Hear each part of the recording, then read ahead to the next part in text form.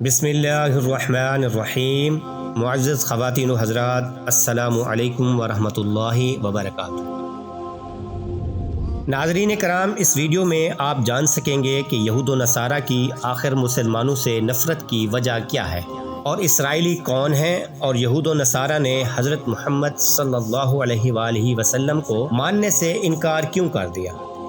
بس آپ لوگوں سے تھوڑی سی گزارش ہے کہ ویڈیو کو اینڈ تک لازمی دیکھیں، جزاک اللہ۔ معزز خواتین و حضرات، اللہ تبارک و تعالی کے خلیل حضرت ابراہیم علیہ السلام کے دو صاحبزادے تھے، سیدنا اسحاق علیہ السلام اور سیدنا اسماعیل علیہ السلام۔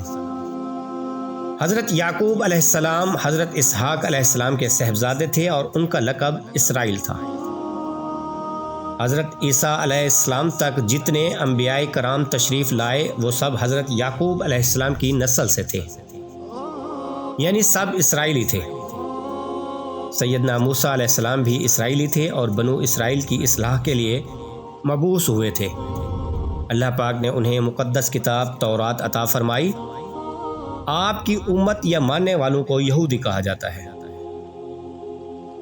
حضرت عیسیٰ علیہ السلام بھی بنو اسرائیل کو راہ ہدایت دکھانے کے لیے بھیجے گئے تھے۔ اللہ پاک نے ان کو دوسری مقدس کتاب یعنی انجیل عطا فرمائی۔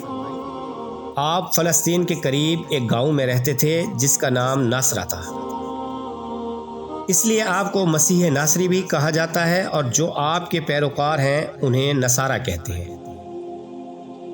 یہود و نصارہ دونوں اقوام کو اپنے اہل کتاب ہونے پر بہت ناز تھا اور اپنے مقابلے میں دوسروں کو جاہل تصور کرتے تھے۔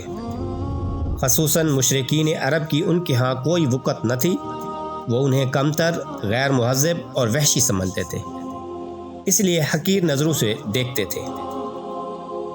اپنے انبیاء کرام سے انہیں معلوم ہو چکا تھا کہ ایک نبی آخر الزمان صلی اللہ علیہ وآلہ وسلم آنے والے ہیں، جو سب انبیاء کرام کے سردار ہیں، محبوب رب کائنات ہیں اور سب سے افضل اور بزرگ ترین ہستی ہیں، جن کی مثل قدرت نے پیدا ہی نہیں کیا۔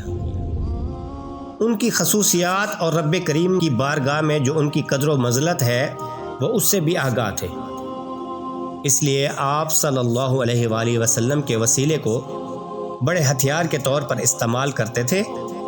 مدینہ منورہ میں دو بڑے قبیلے آباد تھے، ان کی جب بت پرستوں سے لڑائی ہوتی تو وہ انہیں بتاتے کہ کوئی بات نہیں، اب اگر ہم وقتی طور پر شکست کھا گئے ہیں تو کیا ہوا، ان قریب ایک نبی مبعوث ہونے والے ہیں، ہم ان کی اتباع کریں گے، ان کے ساتھ مل کر تمہارا وہ حشر کریں گے جو قوم عاد کا ہوا تھا۔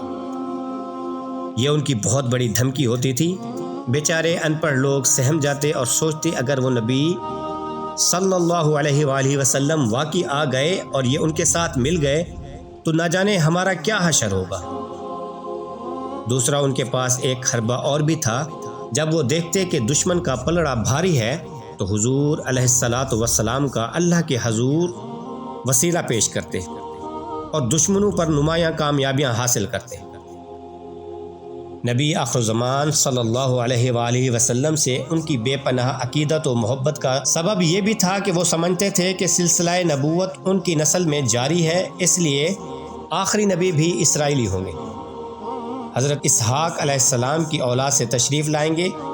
ان کے وہم و گمان میں بھی نہیں تھا کہ اعزاز نبوت حضرت اسماعیل علیہ السلام کی نسل میں منتقل ہو جائے گا، لیکن جب اچانک کایا پلٹ گئی اور حضور نبی کریم صلی اللہ علیہ وآلہ وسلم سیدنا اسماعیل علیہ السلام کی نسل سے مبعوث ہو گئے اور خاندان بنو ہاشم سے تشریف لے آئے تو یہود و نصارہ کے ہاتھوں کے طوطے اڑ گئے اور وہ وحشت اور حیرت کا شکار ہو گئے، اضطراب کے عالم میں زمین و آسمان کے درمیان لٹک گئے۔